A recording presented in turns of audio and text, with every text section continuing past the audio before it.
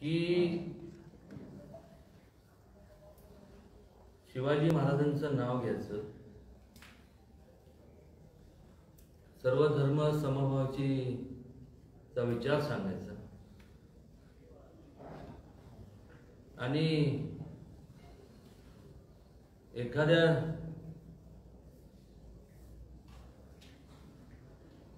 राजकीय दृष्टिकोन असेल किंवा कुठला दृष्टिकोन असेल मला माहित नाही, कल्पना नाही, पण मात्र एखाद्या समाजाला दाबण्याचं काम अनेक वर्षापासून झालं. मी पहिलं प्रथम मी स्पष्ट करतो की मी जरी मराठा जन्माला आलो असलो तरी मी आज मराठा म्हणून बोलत नाही. शिवाजी महाराजांचा जो विचार होता त्या विचाराच्या आधार घेऊन जसं जी संकल्पना महाराजांनी मांडली त्या काळात की प्रत्येक समाजाला न्याय मिळाला पाहिजे, त्या भूमिकेतनं काय मुद्दे या ठिकाणी मला सर्व वेगवेगळे बरेचसे म्हणजे सर्व नॅशनल आणि स्टेट लेवलची प्रेसचे सगळे माईक्स त्या ठिकाणी दिसतात. आपल्या सर्वांचं तर पहिलं प्रथम मी स्वागत करतो आणि काय गोष्टींचं उलगडा झालं पाहिजे तो याच्याकरता, कारण की तुम्ही आम्ही जवळपास सर्व एकाच वयाचे आहोत. वय थोडंफार कमी जास्त असू शकतं पण साधारण एका जनरेशनचे आहोत. त्यामुळे मी व्यक्तिशः माझ्या वतीने नाही तर आपल्या जनरेशनच्या वतीने मला आपल्या अगोदरची जी पिढी आहे जे राजकारणात होते त्या सर्वांना मला हा प्रश्न विचारायचा आहे की हा प्रश्न तुम्ही प्रलंबित का ठेवला. मला जर विचारलं तर हा प्रश्न जाणीवपूर्वक प्रलंबित ठेवला, फक्त राजकारणच झालं. त्याच्यावरती आजपर्यंत ना कोणी खुलासा केला. वास्तविकरित्या या सर्व लोकांना आपल्यापेक्षा आपल्या अगोदरच्या पिढीच्या लोकांना आपण मतदान केलं, त्यामुळे ते त्यांना प्रश्न विचारायचा आपला अधिकार, आपला हक्क आहे. आपला म्हणजे माझा एकट्याचा नाही, सर्वांचा महाराष्ट्रात. की असं का? कारण की जोपर्यंत आपण मुळापर्यंत जात नाही तोपर्यंत हा प्रश्न आरक्षणाचा मार्गी लागणार नाही. मग त्या ठिकाणी आता लिहिलं असेल किती दिवस मागायचं आता हिसकवायचं. आपण हेच करणार आहोत का? आपल्याला ज्यावेळेस मोठ्या प्रमाणात ते मराठा मोर्चे निघाले त्यात कुठेही हिंसा घडलेली दिसली नाही. पण किती दिवस तुम्ही ह्या मराठा समाजाचा अंत बघणार? ठीक आहे, तुम्ही नाही केलं नाही केलं, पण त्याचं उत्तर तरी दिलं पाहिजे का नाही? कारण की उद्या आपल्या सगळ्यांची पुढची पिढी आहे ती जेव्हा आपल्याला जाब विचारेल कुठल्या तोंडाने, शर्मेने लाज घालावी लागेल. त्यामुळं त्याचं उत्तर त्यांनी दिलं पाहिजे. हा प्रश्न त्यांनीच मार्गी लावला पाहिजे, कारण की अजूनही तेच सत्तेत आहे. त्यांना त्यातली सखोल माहिती आहे, सगळंच माहिती आहे त्यांना. आणि त्यामुळं ह्या संपूर्ण मराठा समाजाचे जे व्यथा आहे ते एवढेच आहे. एक म्हणजे मराठा आरक्षणाचा मुद्दा एवढे वर्ष प्रलंबित का राहिला. दुसरा, त्यावेळेस सत्तेत असणाऱ्यांनी का प्रश्न सोडवला नाही याचे उत्तर द्यावे. मंडल आयोग वेळी मराठा समाजाचा विचार का झाला नाही पंतप्रधान VP सिंग होते, मंडल आयोग ते जेव्हा पंतप्रधान असतानाच मंडल आयोग लागू केला. ऑगस्ट मला वाटते 90 साली आणि महिना ऑगस्ट सप्टेंबर असेल. त्यावेळेस प्रत्येक समाजाला आरक्षण देण्यात आलं, पण मात्र मराठा समाजाचं सोयीप्रमाणे, सोय हा शब्द नीट आहे का, सोयीप्रमाणे मराठा समाजाचा विसर पडला. असं का झालं? त्यावेळेस वास्तविकरित्या आपण जर पाहिलं, हा स्टेट इश्यू आहे. याच्यात संपूर्ण पुढाकार जर घ्यायला हवा होता तो राज्याने घ्यायला पाहिजे होता. त्यामुळं त्यावेळेसचे मुख्यमंत्री जे कोण असतील, त्यावेळेसचे संपूर्ण मंत्रिमंडळाचे सदस्य असतील, त्यांनी का ह्याच्यावर हा म्हणजे त्यांनी ह्याच्यावर भाष्य करणं गरजेचं की सगळ्या मराठा समाजातल्या तरुणांची मागणी आहे. कळू द्या ना एकदा की का झालं नाही. इतरांचा अधिकार कमी करा असं मराठा समाज कधीच म्हणाला नाही. त्यांचा जो त्यांना न्याय मिळाला, त्यांना दिला गेलाय तो योग्यच आहे. पण मराठा समाजाचं एवढंच मागणी आहे, तर प्रत्येकाला न्याय, तर आमच्यावर अन्याय का? आणि ज्यांनी अन्याय केला ते सत्तेत होते, त्यांनी त्याचं उत्तर देणं गरजेचं आहे. विषयांतर करून विषय चालत नाही. मला आजपर्यंत समजलं नाही की एखादा मराठा मोर्चा निघाला की त्याला काउंटर करायला वेगवेगळे मोर्चाला असं हीच लोक प्रोत्साहन करतात की तुम्ही पण करा, तुमच्यावर गादा येणार. आमचं कोणाचंच म्हणणं नाही की त्यांचे अधिकार काढून घ्या, त्यांना दिले ते तसेच ठाम राहिले पाहिजे, पण ह्यांना तरी द्या. काय म्हणजे काय मराठा समाजाने असं काय पाप केलं?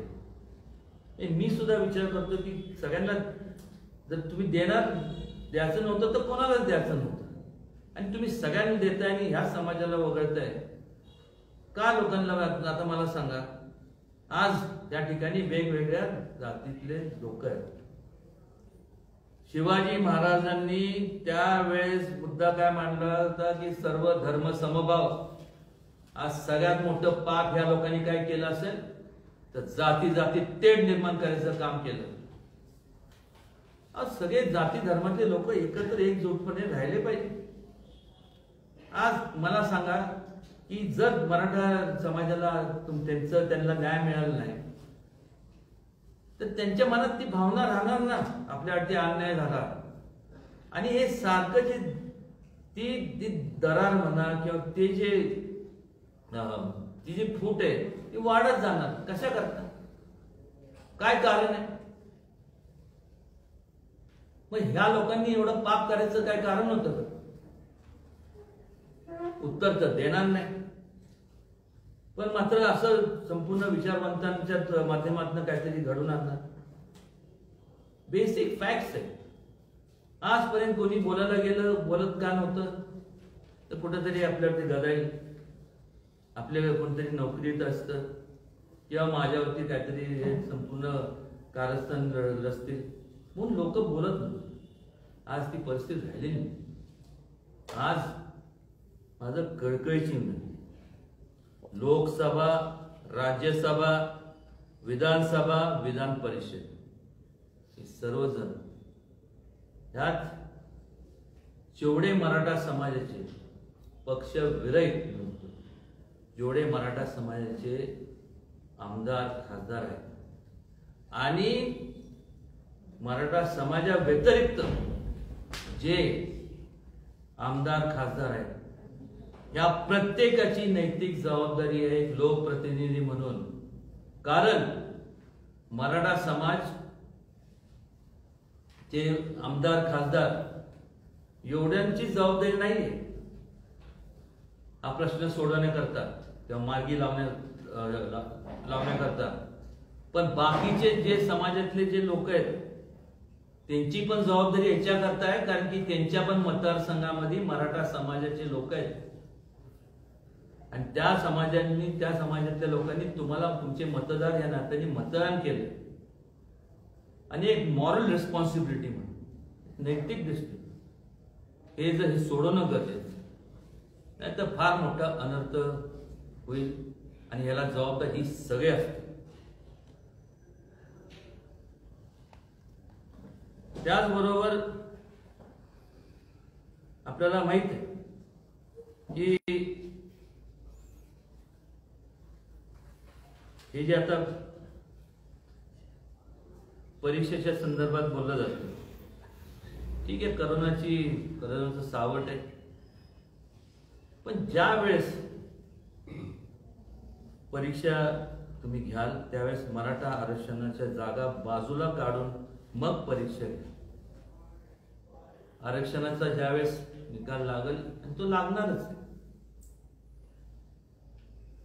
आज तसं जर झालं नाही तर न्याय व्यवस्थेकडे आम्ही ज्या आशेने बघतो त्या न्याय व्यवस्थेकडे मग म्हणजे आमचं म्हणजे मराठा समाजाचा विरस होईल. पण न्याय मागायचं तर कोणाला मागायचं आणि कधी न्याय मिळेल? 1, 2, 3, 4 किती 2 पेक्षा जास्त निघून गेले, प्रश्न प्रलंबित आहे. आणि मग असं असताना मग जर हे लोक म्हणत असतील की मराठ्यांचे आम्ही कैवारी आहोत, मराठा स्ट्रॉंग मॅन, हे कितपत मला सांगा ना, ही उपमा कितपत लागू होती? काही मागितलं नाही आपल्या लोकांकडनं. हे मोठे लोक आहेत ते फार, असं हे समजतं. हे मोठे नाही आहेत, वयाने मोठे आहेत, पण हे मोठे एवढ्या करतायत कारण अनेक तुमच्यासारख्या मतदारांनी त्यांना निवडून दिलं, त्या पदावर बसवलं, त्यांच्यावर विश्वास ठेवला, म्हणून त्या पदावर गेल्यामुळे ही मोठी आहे. कोण आमदार झालं, कोण खासदार झालं, कोण मंत्री झालं. पण त्यांना एक त्यांनी समजून घेतलं पाहिजे की ज्या लोकांनी तुम्हाला मान दिला, मानपान दिला, तुम्हाला संपूर्ण सन्मान केला, तुम्हाला ते योग्यतेचं ठरलं समजलं, तुमच्यावर विश्वास ठेवला, जर त्यांचा आता तर विश्वासघात म्हणण्यापेक्षा विश्वासघात म्हणजे त्यांचा विश्वास जर उडाला तर हीच लोक तुम्हाला त्यांनी निवडून दिलं, ही सुद्धा तुम्हाला खाली खेचू शकतात. ही लोकशाही, त्या लोकशाहीमध्ये कोण मोठं कोण छोटं नाही. वयाचा आदर तर असणारच आहे, तो नेहमीच आहे, पण निदान तरुणांचं एवढा प्रश्नाचं उत्तर तर देणं गरजेचं आहे. आणि मला हे समजत नाही, साधं इथलं आपलं हे कुठलं कोर्ट म्हणतात तिथलं सातारचं डिस्ट्रिक्ट कोर्ट ना, डिस्ट्रिक्ट कोर्टच्या लेवलचं कोर्ट, इथं पण तारीख मिळते का नाही? काय ते तारीख देतात ना, महिन्याची, 15 दिवसाची, जे काय असेल. सेशन कोर्टची तीच परिस्थिती, हायकोर्टची तीच परिस्थिती. मग सुप्रीम कोर्टची काय वेगळी पद्धत आहे का मला माहित नाही. सर्वोच्च न्यायालय त्यांनी तारीख दिली, तारीख माहित आहे, आणि त्या तारखेला राज्य शासनाच्या वतीने दिलेला वकील, महाराष्ट्र राज्य शासनाचा, तो हजर राहत नाही. ज्या वकिलाला तुम्ही फीस देता, कोणाचे लोकांचे ना, तुमचेच पैसे, करापोटी टॅक्स पोटी तुमच्याकडनं वसूल केलेल्या पैशावरतीच हे शासन चालतं आणि केंद्र शासन चालतं, हे जग त्याच्यावर चालतं. तुम्ही हजर राहत नाही.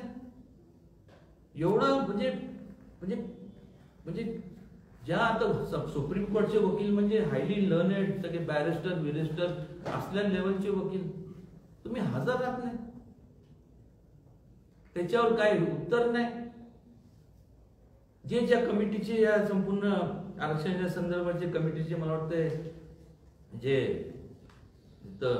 ज्यांची नेमणूक झाली होती त्यांनी सुद्धा काय खुलासा केला नाही. नाव घेऊन मी कोणाला मोठं करणार नाही, कारण की ह्या सगळेच दोषी. एक बोट आपण जेव्हा दुसऱ्याकडे दाखवतो 3 बोट आपल्याकडे असतात, तेव्हा बोट दाखवायच्या तर हे सगळं सगळ्यांनी बंद करावेत. करायचं तर हो म्हणा, नाही तर लोक ह्यांना तुम्हाला सांगतो रस्त्याने नाही घरातनं बाहेर निघून देणार नाही. करोना आहे म्हणून आता लोक शांत आहेत. किती वेळ लागतो, किती वेळ लागतो मला सांगा ना. लोक जेव्हा तुमच्यावरती अन्याय होत गेला, दाबत गेला, कुठं स्प्रिंग असते, स्प्रिंग बॉलपेनची स्प्रिंग असते, एवढी दाबली, एवढी दाबू शकतो, एवढी दाबू शकतो. जेव्हा जागाच उरत नाही तेव्हा ती सटत, त्याला रिकॉईल म्हणतो. रिकॉईल तो होणारच, ऍक्शनला रिॲक्शन होणार, का नाही होणार, आणि कोण थांबवणार. आणि तो उद्रेक घडला तर ह्याला जबाबदार कोण. जे नुकसान होणार, कशाचं पण नुकसान झालं, जी मानहानी होणार, जे काय होईल त्याला ही लोक जबाबदार असणार आहे. निवडणुका येतात, प्रत्येक निवडणुकीत आश्वासन द्यायचं, करणार, झालं जमाय काय कधी, आणि नावं ठेवायचे दुसरं. नावं ठेवताना एक मगाशी म्हणलं ना, तर समजा तुमच्या बी कोणाला नाव ठेवलं की बाबा हे नाही असं केलं, 3 बोटं माझ्याकडे आहेत ना. अहो निदान थोडी तरी जनाची नाही मनाची ह्या लोकांची लाज राखली पाहिजे. तर प्रत्येक ठिकाणी जात जात जात जात जात जात जातीचं राजकारण करायचं असेल ना तर मेहरबानी करून राजीनामा द्या आणि घरी बसा. जातीमध्ये तेढ निर्माण करू नका. हा ह्या पक्षाचा, तो त्या जातीचा. किती दिवस चालणार आहे. काहीतरी इश्यू बेस्ड पॉलिटिक्स होणार आहे का नाही, का फक्त नुसतं तेवढंच वेळ मारून यायचं आणि फक्त म्हणजे पॉलिटिक्स ह्याचं तुमचं सत्तेचं होणार आहे. शेवटी विचार करणं गरजेचं आहे की आज नावं ठेवताना देवेंद्र फडणवीस तर आपल्याच वयाचं आहे ना, केलं ना त्यांनी, ह्याला म्हणजे आरक्षण टिकवलं, हे त्याचा पुढाकार घेतला आहे, त्याला नाव ठेवायचं. ठीक आहे, सत्तांतर झालं, तुम्ही सत्तेत आला, मग करा ना, ते पुढं न्या ना. का नेलं नाही. उलट तुम्ही तुमचं वकिलालाच गायब करून टाकलं. प्लेन उशिरा आला असणार का, कुठलं तरी ट्रेन गाडी पंक्चर, चाक पंक्चर झालं असं असं काहीतरी पडतोच कारण असणार काहीतरी. कमाल आहे. एवढा मोठा प्रश्न आहे आणि एवढं किरकोळ काढता मराठा समाजाला. एक ह्या सगळ्यांनी सांगतो ना, विसरून चालणार नाही. तुम्हाला सत्तेत राहायचं आहे ना, राजकारणाला पुढं लोकांच्या पुढं जायचं असेल तर एक लक्षात घ्या, महाराष्ट्र आहे, महाराष्ट्र. इतर जातीतले जसे लोक आहेत तिथं मराठा समाज सुद्धा एक जात म्हणून आहे आणि ती निर्णायक जात आहे. माझी कळकळीची विनंती आहे प्रत्येकाला, जातीतला कुठलाही उमेदवार असू दे, पण मात्र त्याच्याकडनं आश्वासन घ्या की हा प्रश्न तुम्ही तडीस लावणार तरच आम्ही तुमच्या बरोबर आहोत. नाही तर काय करायचं, उगीच आपलं मतदान करायचं आणि मग हे म्हणजे थोडंफार आपण जरा विचार करणं गरजेचं. आणि हाईट आहे काय त्याला अर्थ राहत नाही. म्हणजे अक्षरशः कुबट वास आता म्हणजे एवढा कुबट वास येतोय की बोलायचं सोय नाही. आणि त्याचा करून काय बोलणार आता मला सांगा, काय बोलू शकतो. तुम्ही तरी मला काय प्रश्न विचारणार, ज्या प्रश्नाचं उत्तर मला काय माहिती नाही. हे जेवढे प्रश्न मी आपल्याला सांगितले हे सगळे प्रश्न, माझी कृपया करून विनंती आहे की हे सगळे प्रश्नांचं उत्तर माझ्या सकट जेवढे आपल्या पिढीतले लोक आहेत, जे जनरेशन मध्ये, त्यांना माहिती झालं पाहिजे की हे आजपर्यंत का झालं नाही आणि जबाबदार कोण आहे ना, याचा खुलासा झाला पाहिजे. त्या संबंधित लोकांना आपण जाऊन विचारावं अशी हात जोडून कळकळीची विनंती आहे. माझ्या परीने मी नेहमीच परकटपणे मराठा आरक्षणाबद्दल बोलत आलेलो आहे. त्याबद्दल दुमत नाहीये. एकही शब्द इकडे तिकडे मी करत नाही. जे बोलतो ते स्पष्ट बोलतो. इतर कुठल्याही समाजावरती जरी अन्याय झाला त्यांची सुद्धा बाजू तितक्याच तीव्रतेने मांडत आलेलो आहे, काही असू दे. आणि त्यामुळं संपूर्ण ह्या लोकशाहीचा चौथा स्तंभ म्हणजे तुम्ही आहात. मी बोलणार ते फक्त इथं तुम्ही जेवढे मोजके आहात तुमच्यापर्यंत तुम्हाला माहिती आहे मी काय बोललो आपल्याशी. पण तुमच्या माध्यमातून आज लाखो लोकांना, आज तर तुमचे चॅनल तर सगळीकडे आहेत, म्हणजे वर्ल्ड वाईड आहे, पण महाराष्ट्रात तर आहे संपूर्ण आणि सगळीकडे दिसणार आहे. आणि मी कळकळीची हात जोडून विनंती करतो पुन्हा एकदा, कुठल्याही समाजातल्या लोकांनी गैरसमज करून घेऊ नये. सर्व समाजाला मी समान मानतो, पण मात्र जसं इतर समाजातल्या लोकांना न्याय मिळाला, त्यांचा आरक्षणाला कुठलाही धक्का लागता कामा नये. त्याचप्रमाणे जे असेल ते बसून एकदा मराठा समाजाला न्याय मिळाला पाहिजे ही ह्या भूमिकेशी मी आणि आम्ही सगळे ठाम आहोत. आपण इथं आलात आणि त्यामुळे आपलं खरंच मी आभार मानतो. धन्यवाद. असा एक प्रश्न होता, तुम्ही आता म्हटलं की नाव घेणार नाही कोण असं. महाराष्ट्राच्या राजकारणामध्ये 40 वर्ष ज्यांनी सत्ता भोगली आणि मराठ्यांचं पुढारपण केलं असं म्हटलं जातं, त्या लोकांनीच मराठी समाज नुकसान केलं असं म्हणायचं आहे तुम्हाला? मग आता काय त्यातनं काय निष्पन्न होतं? तेच आहे ना, तेच होतं ना. बघा ना, घ्या ना यादी, लांब जातो यादी करायला पाहिजे होतं ना. आणि नेमके चान्स कधी होता? मंडळाच्या वेळेस चान्स होता का नव्हतं मला सांगा. सगळ्यांना देते तुम्ही यादीच नाही पाठवली तर कसं? त्यावेळेस समाज झाला असता, आज हा प्रश्न आधी पत्रकार परिषद घ्यायची वेळ आली नसती ना. दुसरी गोष्ट की मराठा समाजाच्या प्रश्नावरती चर्चा खूप होत आहे, आपल्याकडून ऍक्शन काय राहणार? ऍक्शन काय करणार मला सांगा? ऍक्शन करायला गेलं तर हाणून पाडले जाते, प्रत्येक जणाला मग दबाव टाकला जातो. ही परिस्थिती आहे, ही वस्तुस्थिती आहे. कोण उघडपणे बोलणार नाही. काय करणार तुम्ही? केंद्रामध्ये आपलं सरकार आहे, जे मोर्चे निघाले ते सगळे शांततेच्या मार्गाने निघाले, कुठलीही हिंसा झाली नाही. पण आता पाठीमागे लिहिलेलं आहे, तुम्ही जे म्हणताय की किती दिवस मागायचं, आता हिसकवायचं. होणारच ना. तुमच्यावरती अन्याय जर झाला तुम्ही गप किती दिवस? आता गप बसले ना. उद्या समजा तुम्हाला समजा एखाद्या तुमच्या मुलाला जर अन्याय होत असेल किंवा तुमच्या बहिणीला, भावाला, काय करणार? तुम्हाला चीड येणार नाही का मला सांगा? आणि त्याला त्या शेवटी भावना असतात, दाबून फार काळ आपण ठेवू शकत नाही. तुम्ही आधीच्या पिढीवरला सगळे प्रश्न विचारताय. आधीच्या पिढीचं नेतृत्व आहे या महाराष्ट्रातलं. अजूनही म्हटलं जातं की शरद पवार या महाराष्ट्रातले आहेत. तर हा सगळा रोख त्यांच्याकडे आहे, नाराजी त्यांच्या सगळ्यांवर आहे, सगळ्यांवर. No exception. काय केलं त्यांनी सांगू द्या. सगळ्यांना हा प्रश्न विचारा तुम्ही, जे मी प्रश्न विचारलेत देऊ द्या की बघा ना. त्यांच्या तरी एक वाच्यता आहे का? आणि ते सगळे म्हणणं आमच्यावर दबाव होता. विचारा की कोणाचा दबाव होता? माझा नव्हता. शरद पवार असे म्हटले की दोन्ही राज्यांनी मराठा आरक्षणाचा प्रश्न मिटवा. बरोबर, बरोबर आहे ना. आम्ही आमच्या परीने करतोच आहे. पण तुम्ही शेवटी कसं आहे एक लक्षात घ्या, तुम्ही वकील पण हजर ठेवत नाही, त्याला सुद्धा दाबून टाकता प्रत्येक ठिकाणी. तुम्ही यावा पुढे येते म्हणजे आमच्या खांद्यावर बंदूक ठेवा. तुम्ही आहे की बंदूक हातात? ते नाही करणार. प्रेस कॉन्फरन्सच्या माध्यमातून आता वेळा अनेक वेळा आपण प्रश्न मांडलाय, पण आहे तिथंच आहे. तर आता हे प्रेस कॉन्फरन्स घेऊन काय परिणाम फरक पडेल असं वाटतंय? बोलणं तर काम आहे, कोणीतरी बोललं पाहिजे. किती दिवस नुसतं बोलणं? मग तेच होणार ना नंतर. ह्याला जबाबदार ते असणार आहे. नाही, पण मराठा समाजाचं असं एक अजूनही म्हणणं आहे की तुम्ही एकदा ठामपणे असं पुढे यावं, एकदा प्रचंड आक्रमक असं नेतृत्व अहो करा. आक्रमक काय करणार मला सांगा, हीच आठ टाकणार सगळ्यांना. आजपर्यंत आंदोलन मोडकळीत कशी निघाले तुम्हाला पण माहिती आहे, मी पण जवळनं बघितले.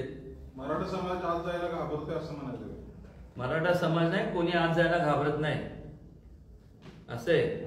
पण त्यातनं प्रश्नाचा मार्ग निघणार आहे का? प्रश्न ते हे किती लोकांना जे गेल्या त्यांना किती कारण नसताना दामटून ठेवलं, अशी किती उदाहरणं आहेत. हा प्रश्न आता महाराज निकाली निघाला नाही तर आपण महाराष्ट्रभर या समाजाचं नेतृत्व करून बाहेर पडणार का? करावंच लागेल. दुसरं म्हणजे तुम्ही म्हणाला की मराठा समाजाला बसून चर्चा करा. ही चर्चा करताना तुम्ही हे नेतृत्व घेऊन पुढे होणार का? चर्चा कशा पद्धतीने ही असेल? कारण प्रत्येकाला हेच मुद्दे सांगितलेत ना त्यांच्याकडनं. पहिले या मुद्द्यांचं तुम्ही प्रश्नाचं उत्तर दिले ना, त्यांना बघतो ना त्यांच्या सगळ्यांकडं. त्यांनी उत्तर दिले की त्यांना उत्तर द्यायला जागा नाहीये, लक्षात घ्या. त्यांना करावंच लागणार आहे ते, नाही तर उघडे पडतील हे सगळे लोक. This are facts. I am talking of facts. नुसतं आपलं हवेत गोळीबार करत नाही. त्यांनी का केलं नाही आणि सहज शक्य आहे तर. साहेब, एकंदरीत मराठा संघटना अनेक वेळा रस्त्यावर उतरल्या, आता बैठका होतात, मेळावे होतात.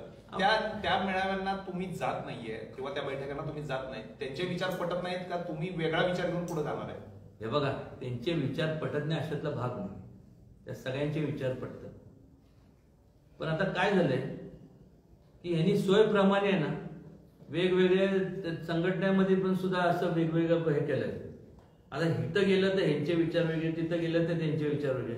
मी माझा विचार जो आज मांडला तो परखडपणे मांडलेला विचार आहे. आजपर्यंत या कुठल्या ह्याच्यात एवढा परखडपणे विचार मांडला गेला होता का? मंडळाचा विषय कोणी घेतला होता का? मला सांगा. हे प्रश्न तुम्ही मेहरबानी करून आमच्या म्हणजे या पिढींवरती, या जनरेशनवरती फार मोठी मेहरबानी. Really it will be God's gift from all of you. Mandal आयोगावेळी शरद पवार साहेब मुख्यमंत्री होते, त्यांनी हा विषय लावून धरला नाही असं म्हणायचं. आता पदावरती त्यांच्या वतीने मी उत्तर का देऊ? मी मला तुम्ही काय काय प्रश्न विचारला त्याचं मी उत्तर देऊ शकतो. जे कोण असतील त्यावेळेस ते असतील तर त्यांनी द्यावं, त्याच्या अगोदर दुसरे कोण असतील तर त्यांनी द्यावं. मराठा समाजाचा फक्त मतासाठीच वापर केला गेला असं निष्पन्न होतंय का? मग तसंच आहे ना, अजून काय? मराठा समाजावरती महाराष्ट्र सरकार बरखास्त करावं अशी मागणी करणार. हा, मराठा समाजा प्रश्नावरती महाराष्ट्र सरकार बरखास्त करावं अशी मागणी करणार. बरखास्त होत नाही. केंद्रात आपलं सरकार कसं बरखास्त करणार? त्या अशा मुद्द्यावरती होऊ शकत नाही. कसं होणार मला सांगा? महाराज तुम्ही नेतृत्व करणार म्हणताय, जे विखुरलेले आता विविध संघटना विविध दिशेला तोंड असलेले, तुम्ही हे करा फक्त नेतृत्व करताना तुम्ही एक- काय नेमकी भूमिका एक घेणार? माझी भूमिका मी काय करायचं ते मी तुम्हाला नंतर सांगेन. पहिलं तुमची भूमिका काय असणार आहे तेवढे मला सांगा. तुम्ही हे प्रश्न त्यांना विचारणार आहात का नाही? असंच एखादी अशी प्रेस कॉन्फरन्स झाली, संपली, हे प्रश्न विचारा, मग तुम्हाला त्यांच्याकडनं खरं खोटं काय कळत आणि त्याच्यावर मग मी प्रेस घेतो आणि मग सांगतो काय करणार आहे. या विखुरलेल्या ह्याचा आधार घेते ना सरकार, असं म्हणायला काय हरकत? 40 वर्ष एखाद्या समाजाला कामच करायचं नाही याचा उद्देश आपल्या मागे तो समाज राहिला पाहिजे असा काही आहे किंवा वेगळं काय वाटतं? काय माहित आता काय त्यांचं काय, तर प्रत्येकाची विचार वेगळे असतात. कदाचित आपल्यावरती अवलंबून ठेवायचं आणि आश्वासन द्यायचं आणि त्याच्यावरती खेळवायचं असं सुद्धा असू शकतं. एनिथिंग. महाराज साहेब, शरद पवार स्वतः आजही सत्तेत आहेत, आजही त्यांचे करू शकतात. महाराष्ट्राचं सरकार आहे आणि ते म्हणतात उदयनराजेंनी संभाजीराजेंनी प्रश्न सोडवावा. हा काय प्रकार आहे हे काय समजत नाही लोकांना. काय आता काय मग करायचा त्या पदावरती, मग संभाजीराजांची नेमणूक करा मग मुख्यमंत्री म्हणून करून टाका. म्हणजे ते प्रश्न सोडवतील. हो. माझं मला काही पदावरती काही इंटरेस्ट नाही. ते म्हणतात ना, करा की मग करा.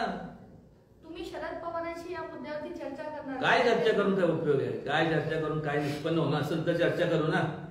पहिलं तुम्ही ह्याचे प्रश्नाचे उत्तर त्यांना विचारा तरी ह्या सगळ्यांना. केवळ शरद पवार कशाला जाऊन, सगळे जेवढे आतापर्यंत आहेत सगळ्यांना विचारा ना तुम्ही.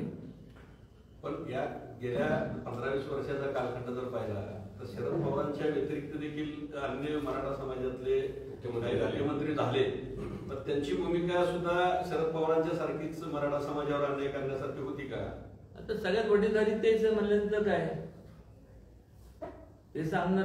शेवटी ते आपण घरातले जो वडील असतो त्याला सल्ला विचारतो ना, का नाही? आता आपल्याला विचारतो, मी आता विनोदला हे विचारतो, माझ्या वयांना नाही, वयस्कर असतो त्याला अनुभव जास्त त्यांना. मराठा समाजातल्या आमदारांची काय भूमिका असेल? काय असावी? आरक्षण त्यांनी लढावं. मराठा समाजाचे आमदार, खासदार, आणि केवळ मराठा समाज नाही तर सगळे आमदारांनी, खासदारांची ती नैतिक जबाबदारी आहे. तुम्ही लोकप्रतिनिधी आहात, तुमच्या मतदारसंघात सुद्धा मराठा समाज आहे. केवळ एका समाजाचे तुम्ही रिप्रेझेंटेटिव्ह म्हणून तुम्ही आमदार, खासदार आणि खासदार म्हणून तुम्ही स्वतःला घोषित करू शकत नाही. प्रत्येक समाजाने तुम्ही माळी समाज आहे, धनगर समाज आहे, मुस्लिम समाज आहे, युअर रिप्रेझेंटेटिव्ह, आणि त्याचबरोबर मराठा समाजाचे पण तुम्ही रिप्रेझेंटेटिव्ह आहात, प्रतिनिधी. आताच जे सरकार आहे ते सगळं आरक्षणाच्या अनुषंगाने देवेंद्र फडणवीसवर आक्षेप घेते. तुम्ही तर काय संबंध नाही देवेंद्रांवरती आक्षेप घ्यायचा. स्वतःचं बघा पहिलं आणि मग दुसऱ्याकडे बोट दाखवा. आरक्षण वकील तुम्ही जाऊन देत नाही आणि मग दुसऱ्यांवरती हे करता आक्षेप. बोलायला काय हो? आज मला सांगा ना, देवेंद्र फडणवीस हा मराठा नसून त्यांनी नेला ना, त्यांनी जात बघितली का पात बघितली? काय बघितलं नाही. त्यांनी संपूर्ण हे केलं, रेटलं ना. सत्तांतर झालं त्यानंतर ह्या लोकांनी ते पुढे न्यायला पाहिजे होतं ना. त्यांनी इथपर्यंत पुढचं तुम्ही आता या परत मग त्या सत्ता त्यांच्या हातात, देवेंद्रांच्या हातात नाही. ते असं म्हटलं की पहिल्या कॅबिनेटमध्ये धनगर समाजाला आरक्षण देतो. एक लक्षात घ्या, ते काय म्हणाले मला माहित नाही. तुम्ही देवेंद्रांच्या हातात सत्ता द्या, आरक्षण तुम्हाला मिळून द्यायची जबाबदारी त्यांची. मी त्यांच्याकडनं आरक्षण तुम्हाला मिळवून देतो, बस. द्या आता त्यांच्या हातात सत्ता, मिळणारच आहे.